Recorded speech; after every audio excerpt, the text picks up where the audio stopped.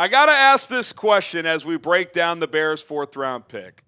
And be honest with me. Have you ever heard of Ruben Hyppolite before today? Yes or no? Be honest. I know this is a Big Ten audience. Chicago Bears now. My name is Harrison Graham. Yes or no? Light up the chat, because I have not. He was an undrafted free agent grade for Dane Brugler, the Athletic. He's not in our draft database. So this is I'm going to kind of just freelance this reaction. I've picked up a few nuggets here in the past 7 or 8 minutes on Ruben Hyppolite. Cool name. He is the 2nd. Shout out to senior. Yes or no? I have not. We have a live poll in our live chat. 91% say no. So that is something. Let's tell you what we do know. 5-year player at Maryland, 4-year starter, tested really well. In the 40-yard dash, he ran a 4.52, which is among linebackers in the 99.6 percentile. So very fast. 4.42. 20-yard split, 2.58, 98th percentile, really good. 10-yard split, 1.53, 98.5 percentile. So my best read at this, and my initial reaction, is when they let Jack Sanborn go, my immediate thought was they want to get more athletic at linebacker beyond T.J. Edwards and Tremaine Edmonds. Is this guy ready to compete for that Sam linebacker job? That feels that you're asking a lot for a guy that draft pundits projected drafted. Now, some UDFAs come in and contribute right away. We saw it with Jack Sanborn. He was good for 3 years, which is why I was a little surprised to let him go. But I can only read this as they view that they see something here that other people don't. Athletic, motor. Field Yates on ESPN said this in their draft coverage about Hyppolite. Quote, "It looks like he has rocket launchers attached to his feet. This just feels like a day 3 swing. I don't know if you had to take him here. I'm not sure he was going with your 5th-round pick, but clearly they felt like this is a guy that can contribute. I don't really know what to make of it beyond that.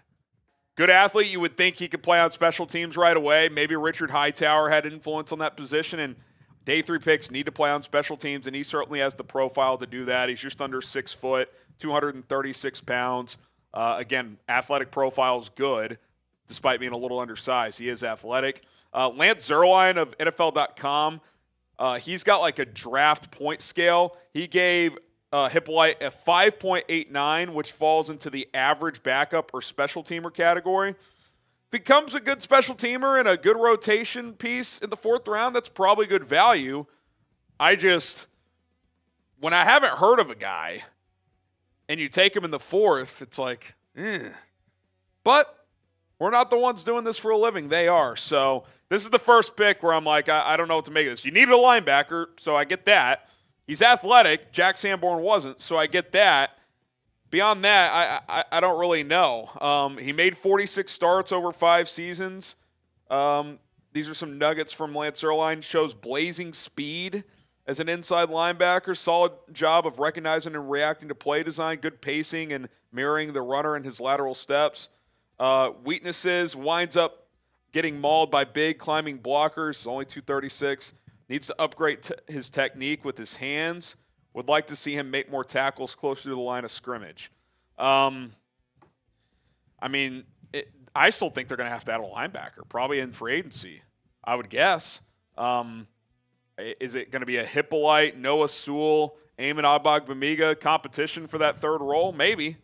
It's a little underwhelming. But maybe they see something we don't. Clearly they see something. Otherwise they wouldn't have taken him in the 4th round. Subscribe to the channel, whether it's a pick I like or don't. I'm going to give you my analysis for every single draft pick. We're live for all 7 rounds, reacting to every pick, deep analysis of the Bears draft picks. We interact with the live chat and all of you, so be sure to subscribe and join us. I'll give a couple final thoughts in a moment, but I do want to shout out our sponsor, Game Time. You want to go to a Cubs or a White Sox game this spring, this summer? Want to check out a Bears game this fall? Get your tickets with Game Time, the official ticketing partner of Bears Now by Chat Sports. Cubs in the middle of a fun series with the Phillies. And go check that out at Wrigley. White Sox back at home, I believe, on Monday. Game Time makes getting tickets faster and easier, even for hard-to-get tickets like NBA playoff games. You want to go to Bucks Pacers? That's not too far away from Chicagoland. Get your tickets with Game Time. The prices typically go down the closer you get to the start of the event. Often you can find tickets at a reduced price hours or just minutes before it starts. With killer last-minute deals, all-in prices, views from your seat, and their lowest price guaranteed. Game Time takes the guesswork out of buying tickets. Save up to 60% off by buying last-minute tickets for sports, concerts, comedy, theater, etc. Download the Game Time app today. Use code CHATSPORTS for $20 off your first purchase only right now. That's code CHATSPORTS, all one word, for $20 off. Terms apply. Download the Game Time app today. Last-minute tickets, lowest prices, guaranteed.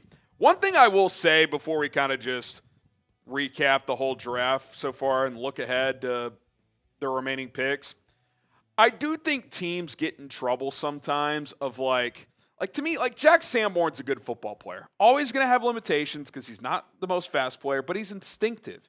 He's around the football. Yeah, against certain teams and profiles, he's going to be a tough matchup because of his lack of athleticism, but he knows how to play. Does this guy know how to play, or is he just a good athlete? If he's a good athlete that they think they can develop, okay, fine. Like, I understand that on day 3, but I do think teams get a little too obsessed with, like, what he could become versus, like, what you have. Like, Jack Sanborn would not have cost a lot of money to keep. It would have cost, like, $2.5 million. So, if this is your linebacker room, obviously in nickel, you're going to be fine with Edwards and Edmonds. But to me, one of those guys goes down, I don't think you have a third guy you feel great about right now. So I'm very curious to see if the Bears add at this position in free agency. I doubt they would double down in the draft. They got 3 more picks left, so you never know. But certainly an interesting pick in Ruben Hyppolite. So we'll see what happens next. They took Colston, Loveland, Luther Burden, Ozzy, Trapilo, Shemar Turner, now Ruben Hyppolite. Running backs still out there. There's still some notable names available. We saw Cam Scattaboo, Bashal Tootin. Who else went today? Woody Marks, a couple other guys, but there's still players as of filming this. DJ Giddens, Devin Neal, Taj Brooks, Ollie Gordon, Jaden Blue. There's still running backs out there that I really, really like, and I hope one of them gets to the Bears at 148 overall. Ruben Hyppolite, welcome to Chicago. Rooting for you. Nothing against the guy. I literally had never heard of him before this pick. I can't fake it. So I picked up some quick nuggets and notes from other people. Hopefully pass along some good information, and I'll be curious to see what the team representatives say about him. Clearly, they like the upside here. It feels like an upside pick is what they're going for in the 4th round. All right, let us know who you want the Bears to draft next, and hit that subscribe button. We are live for Day 3 draft coverage here on Chicago Bears Now. Myself, producer Cullen, rock and roll with us. Bear down.